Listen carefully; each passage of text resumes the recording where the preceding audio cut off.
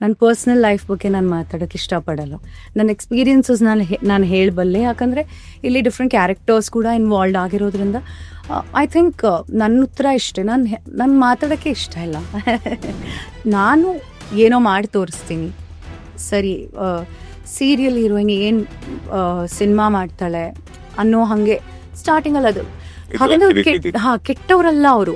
ಹಾಗೆ ಹೇಳುತ್ತೇ ಇದ್ದಿದ್ರೆ ನಾನು ಮಾಡಿ ತೋರಿಸ್ತೀನಿ ಅನ್ನೋ ಛಲ ನನಗೆ ಬರ್ತಾನೆ ಇರಲಿಲ್ಲ. ಅಲ್ಲ, ಪ್ರೀತಿಸಿ ಮದುವೆ ಆದ ನಂತರ ಆಮೇಲೆ ಅಂತ್ಯಕಂತೆಗಳು ತುಂಬಾನೇ ಶುರು ಆಗುತ್ತೆ. ನಿಮಗೆ ಡಿವೋರ್ಸ್ ಆಯ್ತಂತೆ, ಹೌದಾ? ನಾನು ಡಿವೋರ್ಸ್ ಐ ಥಿಂಕ್ ನನ್ನ ಉತ್ತರ ಇಷ್ಟೇ.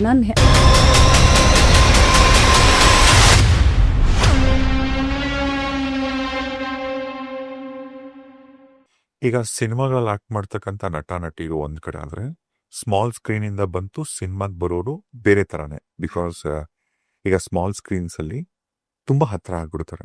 ಬಿಕಾಸ್ ಪ್ರತಿದಿನ ನಿಮ್ಮನ್ನ ಸೀರಿಯಲ್ಸ್ ಅಲ್ಲಿ ನೋಡಿರ್ತಾರೆ, ಅವ್ರನ್ನ ಮನೆ ಮಗನೋ ಮಗಳು ಅಂತ ಅನ್ಕೋತಾರೆ. ಅವ್ರ ಲೈಫು, ಅವ್ರ ಬಗ್ಗೆ ತಿಳ್ಕೊಳಕ್ಕೆ ತುಂಬಾ ಕುತೂಹಲ ಇಲ್ಲ. ಅದು ಹೇಗೆ ಅಂದ್ರೆ ತುಂಬಾ ಬೇಗನೆ ಕನೆಕ್ಟ್ ಆಗ್ಬಿಟ್ಟಿರ್ತಾರೆ. ಅಂಡ್ ಲಿಟ್ರಲಿ ಆ ಕ್ಯಾರೆಕ್ಟರ್ ನ ಹೇಗಿರುತ್ತೋ ಹಾಗೆ ನೋಡ್ತಾರೆ. ಸೊ ಹಾಗೆ ನೋಡ್ತಾ ಈಗ ನಿಮ್ಮ ಲೈಫಲ್ಲಿ ಈಗ ಫಾರ್ ಎಕ್ಸಾಂಪಲ್ ನೀವು ಪ್ರೀತಿಸಿ ಮದುವೆ ಆಗ್ತೀರಾ. ಮದುವೆ ಆದ ನಂತರ ಆಮೇಲೆ ಅಂತ್ಯಕಂತೆಗಳು ತುಂಬಾನೇ ಶುರು ಆಗತ್ತೆ. ಈಗ ನೀವು ನೋಡಿರ್ತೀರಾ, ಅಫ್ಕೋರ್ಸ್ ಯೂಟ್ಯೂಬ್ಗಳಲ್ಲಿ ಏನೋ ತಮ್ನೇಲ್ಗಳ ಹಾಕ್ತಾರೆ, ಸ್ಟೋರೀಸ್ ಬರೀತಾರೆ. ಕೆಲವು ಚಾನೆಲ್ಸ್ ನಿಮ್ಮನ್ನ ಕೂಡ ಡೈರೆಕ್ಟ್ ಆಗಿ ಕೇಳಿದ್ದುಂಟು, ನಿಮಗೆ ಡಿವೋರ್ಸ್ ಆಯ್ತಂತೆ, ಹೌದಾ? ಅಥವಾ ನಿಮ್ಮ ಪರ್ಸನಲ್ ಲೈಫ್ ಬಗ್ಗೆ ಹಿಂಗೆ ಕೇಳಿದಾಗ ನೀವು ಎಲ್ಲೂ ಕೂಡ ಒಂದು ಕ್ಲಾರಿಟಿ ಅಂತ ಕೊಟ್ಟಿಲ್ಲ. ಅಂದ್ರೆ ಡಿವೋರ್ಸ್ ಅನ್ನೋ ವಿಚಾರವಾಗಿ ಯಾರಾದ್ರೂ ನೀವು ನಿಮ್ಮ ಹತ್ರ ಕೇಳಿದಾಗ್ಲೂ ಕೂಡ ನೀವು ಯಾವತ್ತೂ ಅದನ್ನ ಅಡ್ರೆಸ್ ಮಾಡಿಲ್ಲ.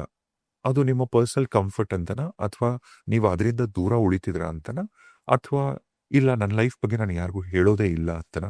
ಇದನ್ನ ನೀವು ಆಸ್ ಎ ಇವತ್ತಿನ ಮಯೂರಿ, ಆಸ್ ಎ ಒಂದು ಸ್ಟ್ರಾಂಗ್ ವುಮೆನ್ ಆಗಿ, ಸ್ಟ್ರಾಂಗ್ ಮದರ್ ಆಗಿ, ಒಂದು ಸ್ಟ್ರಾಂಗ್ ಹೀಲರ್ ಆಗಿ ಈಗ ನೀವು ನೋಡೋ ದೃಷ್ಟಿಕೋನನೇ ಬೇರೆ.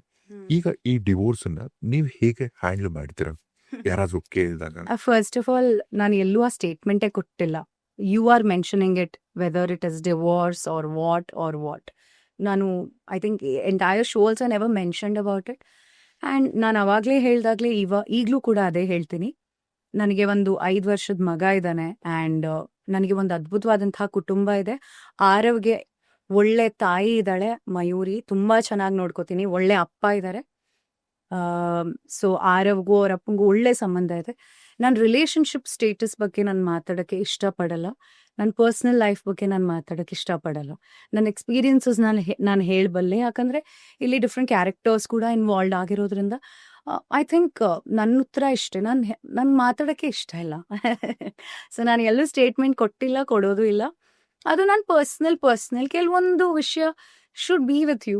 ಆ್ಯಂಡ್ ಆ ಟೈಮಲ್ಲಿ ಏನು ಹೇಳಬೇಕು, ಯಾವಾಗ ಹೇಳಬೇಕು, ವಾಟ್ ಅದು ಏನು ಅನ್ನೋದು ಹೇಳೋಕ್ಕೆ ನನಗೆ ಇಷ್ಟ ಇಲ್ಲ. ಆ ವಿಷಯದ ಬಗ್ಗೆ ಮಾತಾಡೋಕ್ಕೆ ಇಷ್ಟ ಇಲ್ಲ. ನನ್ನ ಹಾಗೆ ಎಲ್ಲರೂ ಇರಬೇಕು ಅಂತ ನಾನು ಹೇಳಲ್ಲ. ಎಲ್ರಿಗೂ ಒಂದು ಪರ್ಸ್ನಲ್ ಲೈಫ್ ಅಂತ ಇದ್ದೇ ಇರುತ್ತೆ. ನ್ಯಾಚುರಲಿ ಈ question for the first time very openly ನೀವು ಕೇಳ್ತಿದ್ದೀರಾ. ಬಟ್ ನನಗಿದು ಡೈಲಿ ಲೈಫಲ್ಲಿ ನಾನು ತುಂಬ ಕೇಳ್ತೀನಿ. ಫೋಟೋಸ್ ಎಲ್ಲ ಯಾಕೆ, ಅದು ಇದು. ಮುಂಚೆ ಅಗ್ರೆಸಿವ್ ಆಗ್ತಿದ್ದೆ. ಬಿಕಾಸ್ ನಾವೇನು ಅನುಭವಿಸಿರ್ತೀವಿ ಅಥವಾ ನಮ್ಮ ಲೈಫ್ ಅದು. ಈಗ ನಾನು ಒಂದು ಹ್ಯೂಮನ್ ಬೀಯಿಂಗ್ ಅಲ್ವಾ. Yes, of course I'm an actor. And as an actor ನಾವೊಂದು ಸೋಷಿಯಲ್ ರೆಸ್ಪಾನ್ಸಿಬಿಲಿಟಿ ಇರುತ್ತೆ. ನಾವೇನು ಮಾತಾಡ್ತೀವಿ, ನಾವೇನು ಸಮಾಜಕ್ಕೆ ಹೇಳ್ತಿದ್ದೀವಿ. So everything has a weightage to it. But personal life ಬಗ್ಗೆ ನಾನು ಮಾತಾಡಿಲ್ಲ, ಮುಂದೆನೂ ಮಾತಾಡೋದಿಲ್ಲ. ಇಷ್ಟೇ ಹೇಳ್ಕೊಳ್ಳೋದು, ನನಗೊಂದು ಒಳ್ಳೆ ಕುಟುಂಬ ಇದೆ. ನನ್ನ ಮಗ ತುಂಬ ಚೆನ್ನಾಗಿ ಬೆಳೆಸ್ತಾ ಇದ್ದೀನಿ. ಇದನ್ನು ನಾನು ಹೇಳಲೇಬೇಕು. ಬಿಕಾಸ್ ತುಂಬ ಜನ ಕೇಳ್ತಾರೆ, ಮಗು ಇದೆ ಅಲ್ಲ, ಏನು ಹೇಗೆ, ಅದು ಇದು ಅಂತ ಕೇಳ್ತಾರೆ. But trust me, I would want to only tell, ಎಲ್ರಿಗೂ ಇದೇ ಹೇಳೋಕ್ಕೆ ಇಷ್ಟಪಡ್ತೀನಿ. ತುಂಬ ಚೆನ್ನಾಗಿ ಆಗ್ತಿದೆ ನನ್ನ ಮಗನ ಬೆಳವಣಿಗೆ. ನನ್ನ ಮಗ ಈಸ್ ವೆರಿ ಹ್ಯಾಪಿ ಎನ್ವಿರಾನ್ಮೆಂಟ್ ಕೊಡಬೇಕು. ತಾಯಿಯಾಗಿ ನಾನು ಏನು ಮಾಡಬಲ್ಲೆ, ಅವ್ನು ಖುಷಿಯಾಗಿ ಬೆಳಿಬೇಕು, ಸರೌಂಡಿಂಗ್ಸ್ ಚೆನ್ನಾಗಿರ್ಬೇಕು. ಈಗ ನಾನು ನನ್ನ ಚೈಲ್ಡ್ಹುಡ್ ಯೋಚನೆ ಮಾಡೋದಾದ್ರೆ ನೋಡಿದ್ದೀನಿ ನಮ್ಮ ಅಪ್ಪ ಅಮ್ಮ ಸ್ಟ್ರಗಲ್ ಮಾಡಿದ್ದನ್ನ, ಅದೆಲ್ಲ ನೋಡಿದ್ದೀನಿ. ಎಲ್ಲೋ ಒಂದು ಕಡೆ ಗೊತ್ತಿಲ್ಲದೆ ಏನೋ ಈ ಮಿಡಲ್ ಕ್ಲಾಸ್ ಫ್ಯಾಮಿಲಿಯಲ್ಲಿ ಬೆಳೆದಂಥ ಹುಡುಗರಾಗ್ಲಿ ಪ್ರೀತಿ ಅನ್ನೋದು ಸ್ವಲ್ಪ ಕಮ್ಮಿ ಸಿಕ್ಕಿರುತ್ತೆ ಮನೇಲಿ. ಪಾಪ ಅದು ತಂದೆ ತಾಯಿ ತಪ್ಪು ಅಲ್ಲ. ಎಲ್ಲೋ ಒಂದು ಕಡೆ ದುಡಿಯೋದ್ರಲ್ಲಿ, ಅದು ಮಾಡೋದ್ರಲ್ಲಿ ಬ್ಯುಸಿ ಇರ್ತಾರೆ. ಬಟ್ ಕಮ್ಮಿ ಸಿಕ್ಕರು ಎಷ್ಟು ಸೊಗಡು ಏನು ಗೊತ್ತಾ, ನಮ್ಮ ಹುಬ್ಳಿ ಕಡೆ ಎಲ್ಲ ಎತ್ತಾಡ್ಸೋರು, ಆ ಖುಷಿನೇ ಬೇರೆ.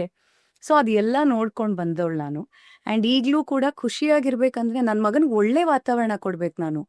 ಆಸ್ ಅ ಮದರ್ ಕಿಯಾಟಿಕ್ ಎನ್ವಿರಾನ್ಮೆಂಟ್ ಬೇಡ, ನೆಗೆಟಿವಿಟಿ ಬೇಡ ಅವನಿಗೆ. ಸೊ ತಾಯಿಯಾಗಿ ಮಲ್ಟಿಪಲ್ ವರ್ಷನ್ಸ್ ಅಲ್ಲಿ ತಾಯಿಯಾಗಿ ತುಂಬಾ ಬೇರೆ ರೀತಿ ಯೋಚನೆ ಮಾಡ್ತೀವಿ ನಾವು. ನಾನು ನಮ್ಮ ಅಮ್ಮಂಗೆ ಮಗಳೇ, ಬಟ್ ನಾನ್ ತಾಯಿ ಕೂಡ ಅಲ್ವಾ. ಸೊ ತಾಯಿ ಯೋಚನೆಗಳು ತುಂಬಾ ಬೇರೆ ರೀತಿ ಪ್ರೋಗ್ರಾಮ್ ಆಗುತ್ತೆ, ಅದು ಹೇಳಬಲ್ಲೆ, ನಾನು ಹೇಳಕ್ಕೂ ಆಗಲ್ಲ. ಸೊ ಐ ಥಿಂಕ್ ಈ ಮೊಮೆಂಟ್ ಅಲ್ಲಿ ನಾನು ಈ ಪ್ರೆಸೆಂಟ್ ಸಿಚುವೇಶನ್ ಪ್ರಕಾರ ಐ ವುಡ್ ಸೇ ದಟ್ ನನ್ನ ಮಗ ತುಂಬಾ ಖುಷಿಯಾಗಿದ್ದಾನೆ. I have a very good family, nothing more than this.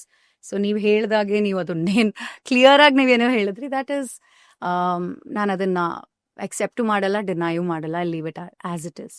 No comments. No comments. Enjoy your thought Sure. Process ಅಷ್ಟೇ. Yes. ಓಕೆ. ಈಗ ನೀವು ಆಕ್ಟಿಂಗ್ ಬರೋ ಮುಂಚೆಯಿಂದ ಆಕ್ಟಿಂಗ್ ಮಾಡಿದ್ಮೇಲೆ ಈ ಹಂತದ ತನಕ ಕೂಡ ನಿಮ್ಮ ಲೈಫಲ್ಲಿ ನಿಮ್ಮ ಕಲೀಗ್ಸ್ ಆಗಿರ್ಬೋದು, ಅಥವಾ ನಿಮ್ಮ ಫ್ರೆಂಡ್ಸ್ ಆಗಿರ್ಬೋದು, ಫ್ಯಾಮಿಲಿ ಮೆಂಬರ್ಸ್ ಆಗಿರ್ಬೋದು, ಸಿನಿಮಾಲಿ ಡೈರೆಕ್ಟರ್ಸು, ಹೀರೋನೋ ಹೀರೋಯಿನ್ಸು, ನಿಮ್ಮ ಬೇರೆ ಫ್ರೆಂಡ್ಸು, ಎಲ್ಲರೂ ಆಗಿರ್ಬೋದು, ಎಷ್ಟೋ ಸಂದರ್ಭದಲ್ಲಿ ಕೆಲವರು ಹರ್ಟ್ ಮಾಡಿರ್ತಾರೆ ನಿಮಗೆ. ಹೇಗೆ ಅಂದರೆ ಆ ನೋವುಗಳು ಅವ್ರಿಗೆ ಮಾತ್ರ ಗೊತ್ತಿರುತ್ತೆ, ಯಾರೇ ಆಗ್ಬೋದು, ಎಲ್ಲರ ಲೈಫಲ್ಲೂ ಅಷ್ಟೇ.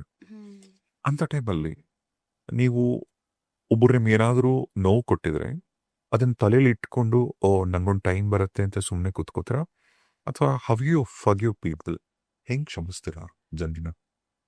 ಐ ಥಿಂಕ್ ಫರ್ಗಿವ್ನೆಸ್ ಅನ್ನೋದು ತುಂಬಾ ಇಂಪಾರ್ಟೆಂಟ್. ಬೇರೆಯವ್ರನ್ನ ಫರ್ಗಿವ್ ಮಾಡೋದಷ್ಟೇ ಅಲ್ಲ, ನಮ್ಮನ್ನ ನಾವು ಫರ್ಗಿವ್ ಮಾಡ್ಕೊಳ್ಳೋದು ತುಂಬಾ ಇಂಪಾರ್ಟೆಂಟ್.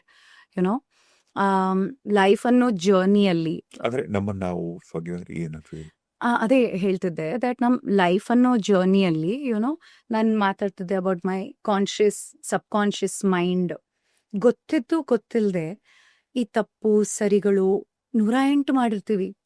ಕೆಲವೊಂದ್ಸಲ ಗೊತ್ತಿದ್ದು ಮಾಡಿರ್ತೀವಿ, ಅಥವಾ ಬೇರೆಯವರು ನೀವು ಹೇಳ್ದಾಗೆ ಯಾವುದೋ ಒಂದು ಟೈಮಲ್ಲಿ ಯಾರೋ ನನಗೆ ನೋವು ಕೊಟ್ಟಿದ್ರು ಅಂತಾನೆ ಅಂದ್ಕೊಳ್ಳೋಣ, ಆಯ್ತಾ. ಆ ಟೈಮಲ್ಲಿ ಯಾರು ಆ್ಯಕ್ಚುಲಿ ನನಗೆ ಯಾರು ಆ ಟೈಮಲ್ಲಿ ಆ್ಯಕ್ಟಿಂಗ್ ಇನ್ನ ನಾನು ಹೊಸದಾಗಿ ಬಂದಿದ್ದೆ, ಸಮ್ ಕಾಮೆಂಟ್ಸ್ ಎಲ್ಲ ಪಾಸ್ ಮಾಡ್ತಾರೆ.